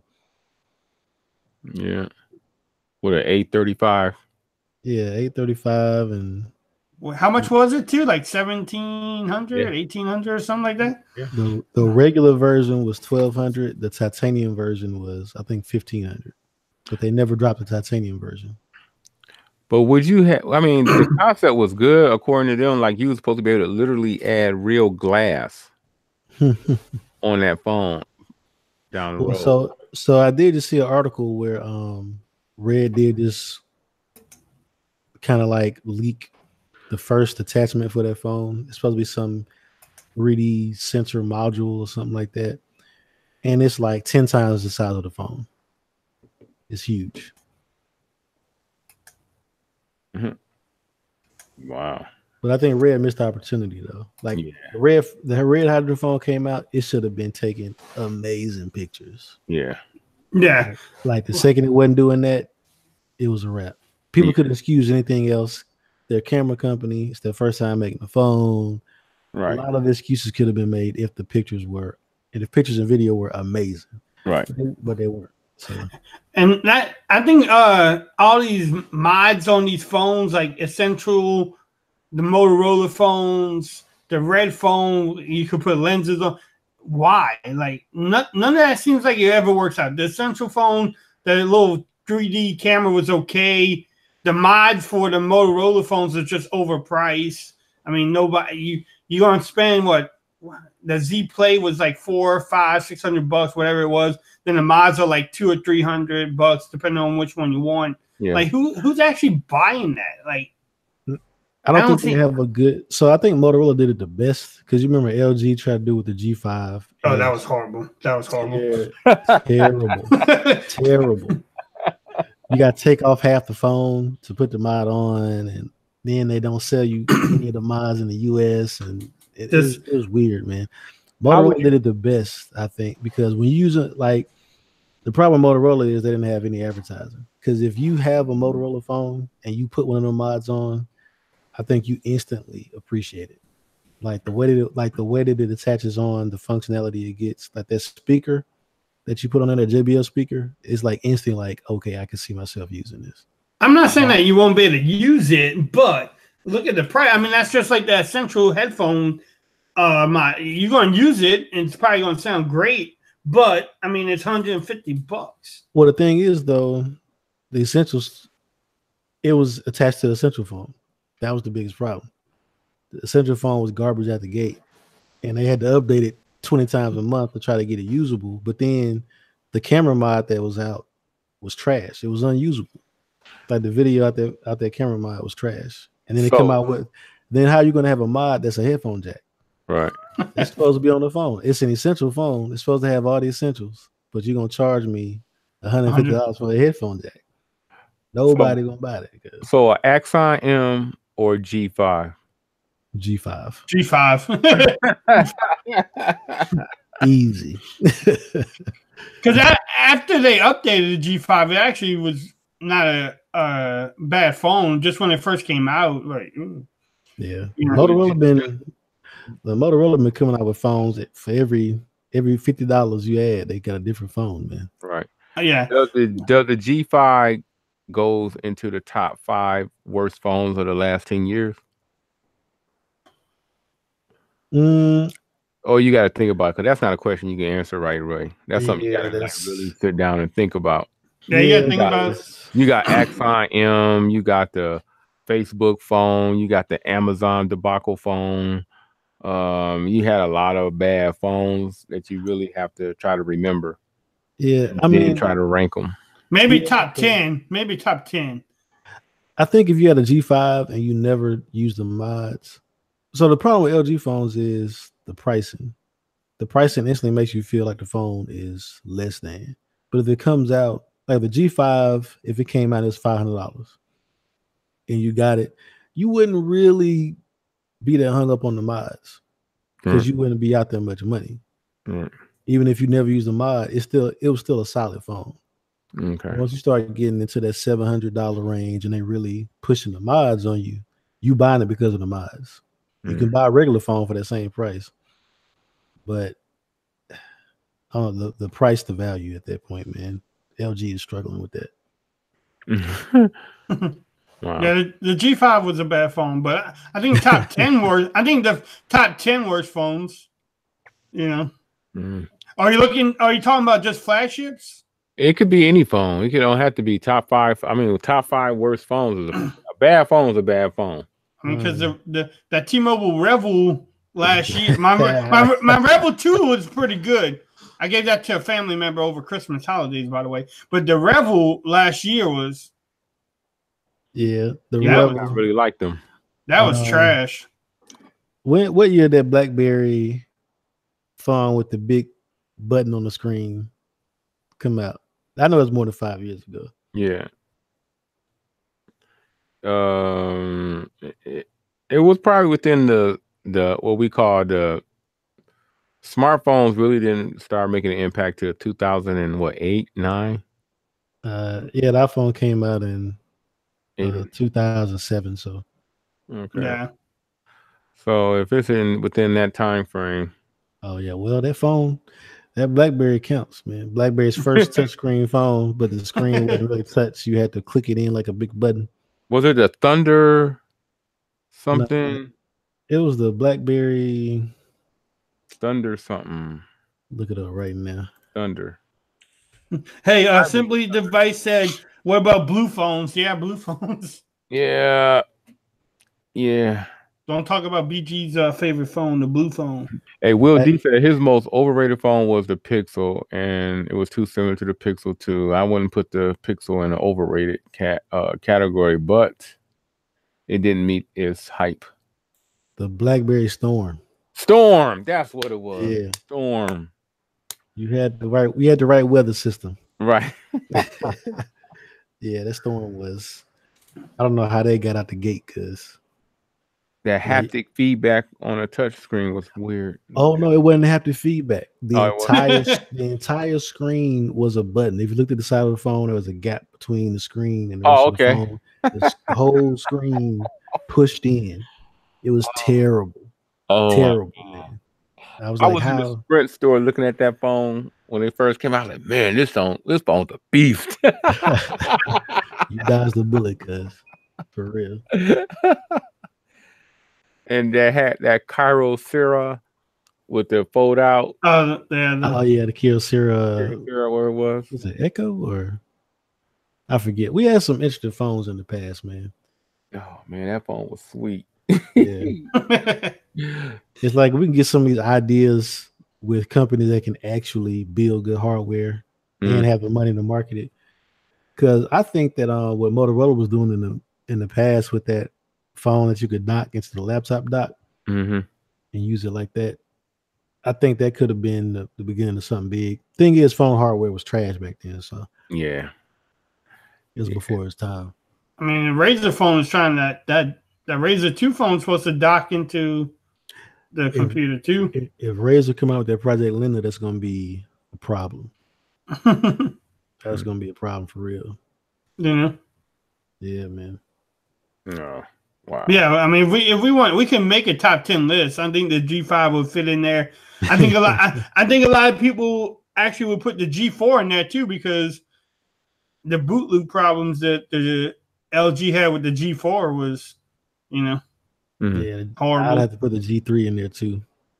They got 3 phones in there. The G3 was unusable, man. The G3 was the first phone in the US with a 2K screen. The G3 will overheat in your pocket in standby mode. What about it was overheating your pocket? You have it in your pocket, you wouldn't even be using it. You pull it out and you're like, why is this phone so hot and why is the screen so dim? You put your hand over it and it says, I'm throttling performance because I'm overheating. Wow. Like that phone was unusable. That's a hand warmer, bro. That was a new design, man. In the South, all I had was sweaty pockets, because yeah, you didn't need that. So what about the HTC 3D phone or any Ooh, them That- old phone HTC?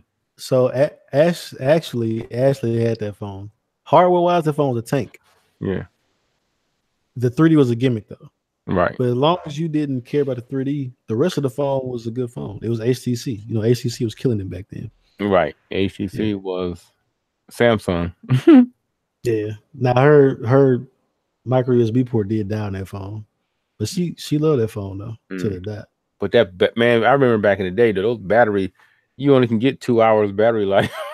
Oh yeah, battery life was you was tethered at all times back then because Yeah.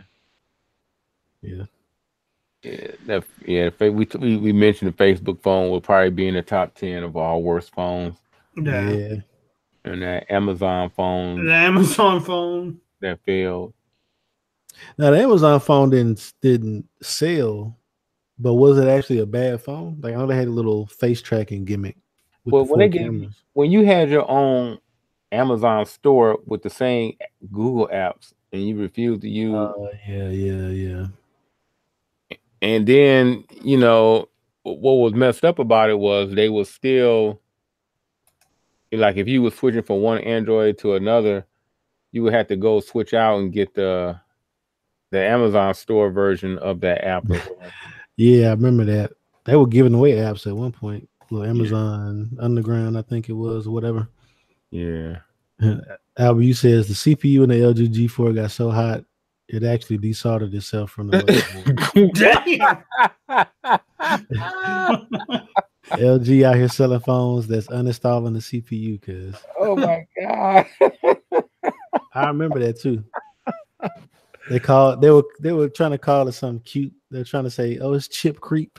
Like, no, cause your phone is getting too hot to operate. oh god, That's just so wrong. Poor LG. They got 3 phones that will probably make anybody's top 2 worst phones of all time. That's Hey, you want to add a fourth one? the V20, the Nexus 5X. Ooh, I love that phone too. What about the G? Was it the G Flex or? Yeah, that was. I'll get a pass. They was trying something different with that. Yeah, I don't get mad if an innovation is somewhat noteworthy. Well, wasn't the G5 supposed to be innovative too, though? Yeah, but it made it to a clunky mess. But the thing is, though, the G Flex wasn't a flagship. They still came out with a. Oh, that's true. They still came out with a regular phone. They were just trying something new. The G5 though, that was a fail. They spent a lot of money. Yeah, so that's what I'm saying. It's hard. It's hard to give LG love when they done had 4 fails. They refuse to do it right. I feel like LG has been doing better, but they've had so many flops. Like the G6 last year, it was okay. Like it wasn't the best at nothing. It was LG's first time making a phone that with metal and glass. Well, they had the V20 before that, but that was, first time doing a G series like that. Yeah. And when you use the G6, you're like, this isn't a terrible phone. Like it's not the best at anything. Like screen ain't the best, battery ain't the best. Right. And then last year, Samsung had that deal with Qualcomm. So when the G6 came out, it had the 821 processor. Yeah, it had the previous gen processor. Camera was okay if you didn't shoot inside and didn't shoot pictures of anything moving. Right. Yeah. Yeah, it was. I don't know. It's tough. Like I said, man, it was a tough year, man. I got. It makes it hard for me to even want to buy the G8. I'm gonna buy the G8. Yeah, I don't want any G series phone. I'm gonna only buy a V. Albert, you said we need to move in at LG and set things up right. Let's do it. Let's do it, Albert. Let's do it. Go right ahead. Hey man, hey look, whenever a company's motto is "What's it gonna take?" LG's commercials where they showing phones and they're like, "Hey, what's it gonna take, man? What do we got to do?" Man, It's like make good phones. Well, Simply Device Mike said, do we dare say the Note 7 in the top 10? Yeah, definitely. Yeah. It was people crying over that Note 7, man. They did not want to let that phone go. But they had to, though. They had to drop it because it was catching fire on their headsets. But, you know. That Note 7 was perfect. It had, you know, as far as the build, people, and then it came in. I think it came in at the right moment, being the right shape, as far as how it was, the curved screens and the flat back, and it hit the right note at the right time when we were so bored with slate phones. Well, they did it right because you're in the Note 5. Samsung made a lot of compromises trying to make a pretty phone, trying to make the Note mainstream. And all the Note users hated it because used to the Note, you know, the Note don't care about being slick or being, you know, it don't care if it fit in your hand. Right. It's gonna give you everything that Samsung got to give. And the Note 5 didn't do that. And the Note 7 was kind of like the resurrection. You got the big battery, the expandable storage, the screen, the S Pen, all that stuff. And then they started blowing up. Literally blowing up. Yeah, man. That was the first time I seen YouTubers making videos where they were like, you know, basically farewell videos to the phone. It's like recording themselves, putting the phone in the box and then back to Samsung. Yeah. Because I remember the S6 was so curved. Was it the S6 or was it the S7? It was so curved. People were complaining about how much they were dropping the phone. Yeah, the S6 was sharp on the sides. It was a gorgeous phone. Like I got actually the gold S6 Edge. Right. That phone was beautiful. Right. But the battery was terrible. Right. And like I said, the Note 7 came in and kind of rescued that design cue and everything, and made you realize, you know, how a curved phone should be built. Then it had that edge. A lot of people didn't like that edge phone where it was just one curve on one side. Yeah. Well, so the Edge, it was expensive, but it was kind of like a gimmick. Samsung was testing the water, and I guess they got the response they needed to make them feel like they needed to throw it on everything. Because the Note 4 people love the Note 4, but they, you know, after that they started putting that edge on stuff. Yeah.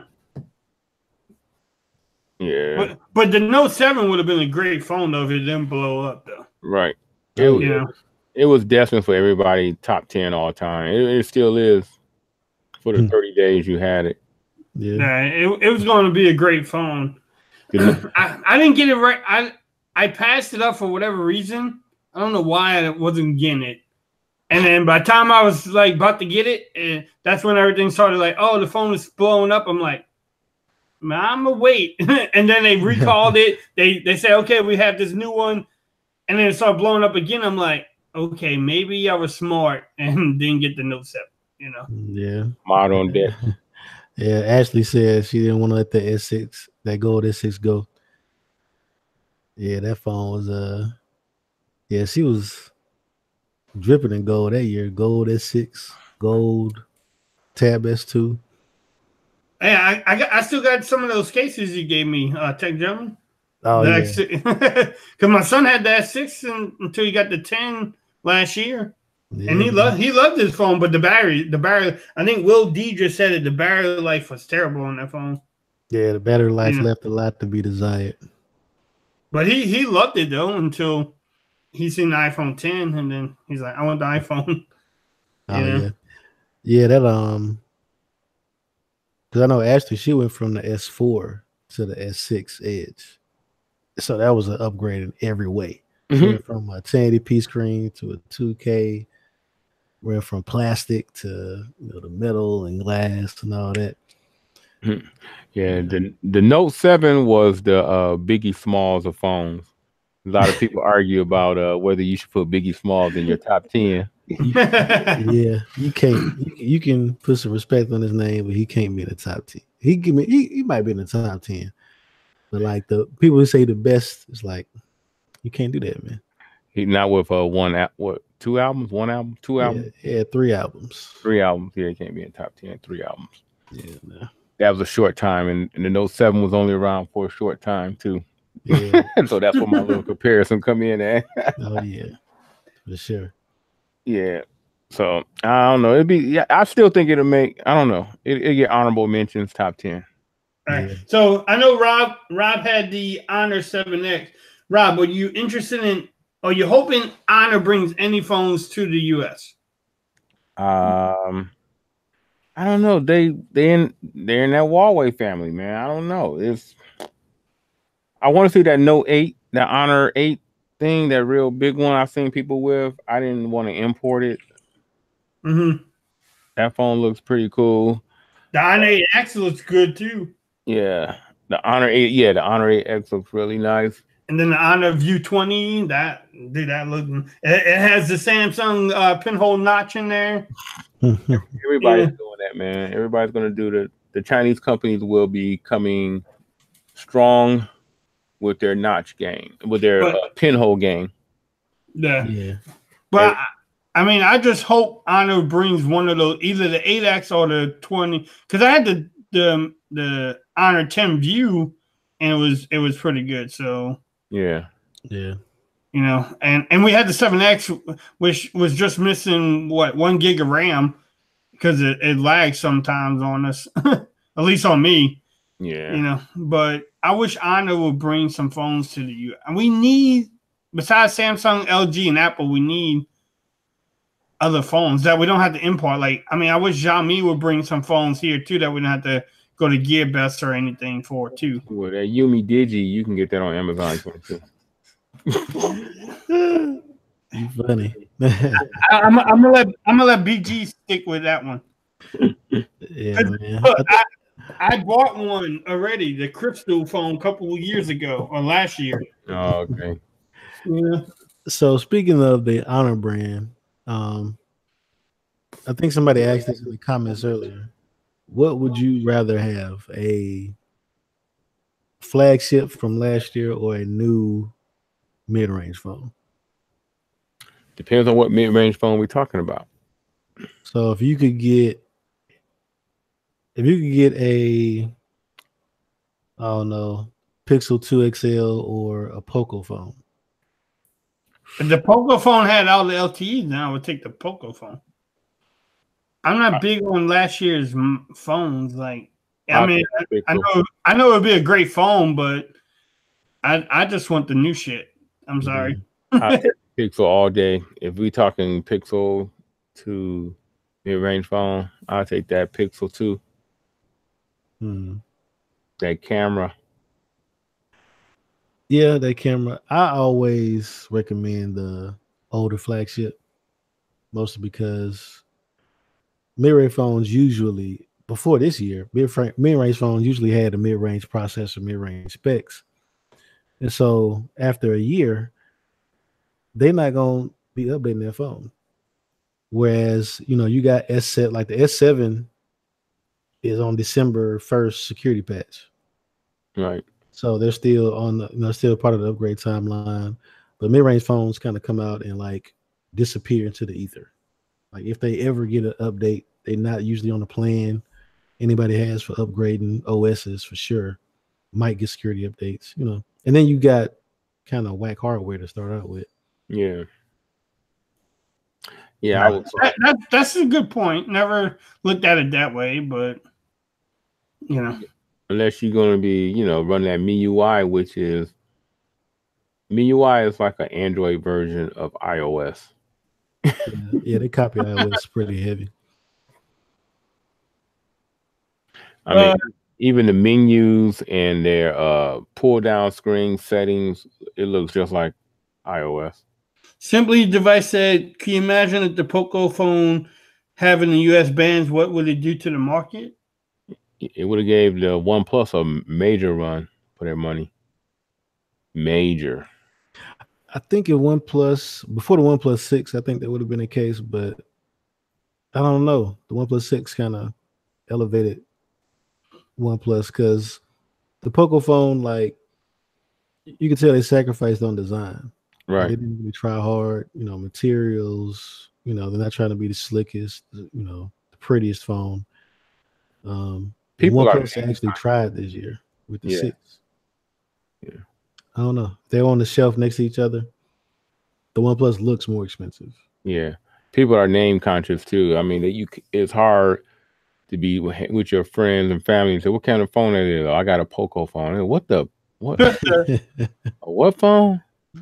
And that's like the same problem OnePlus had too. Is like, who's gonna go online and buy a $300 or $400 phone without being able to touch it? You know, most Americans will not do that unless they techies like us. Yeah, You know, so, now OnePlus, you can go to T-Mobile and look at the phone, touch it, feel it, look how it looks. I mean, the Poco phone, even if it has a US bands, who's really going to buy it? And then you say Xiaomi phone, and they're gonna be like, "Oh, that's a Chinese company." And that's another hard sell. Xiaomi and some of the names they give their phones. It's Americans, non-techie Americans need you got to market to them in a way where they can understand what they're buying. you got to keep the gimmicks going, man. Yeah, gimmick. You know, and have a simple name, not like Xiaomi Poco F1 something phone. Like, Right, got it simple. Yeah, and I think that's where the money come in at. You know, put a little more effort into branding and marketing, and R&D, not just on hardware, but looking at trends and what other companies are doing and all of that. But the Poco phone was, I think somebody said it really was made for India. Yeah, it wasn't a US. It wasn't geared towards the US market. You know. Yeah. Xiaomi's trying to get it over here because I know in December, didn't they have like those little Mi Store events in New York or something? Because I got an invitation to one, I couldn't go to it. Yeah. You know, so they trying, but you got to bring the briefcase, like Easy would say, to get in there. Shoot, got to start greasing them palms, cuz. You gotta go pet that orange man's head or something. Yeah. You know, drop some money at the White House. You know, I don't know if you want to take that deal though. I'm not saying I'll take it, but right. That's might not be worth it.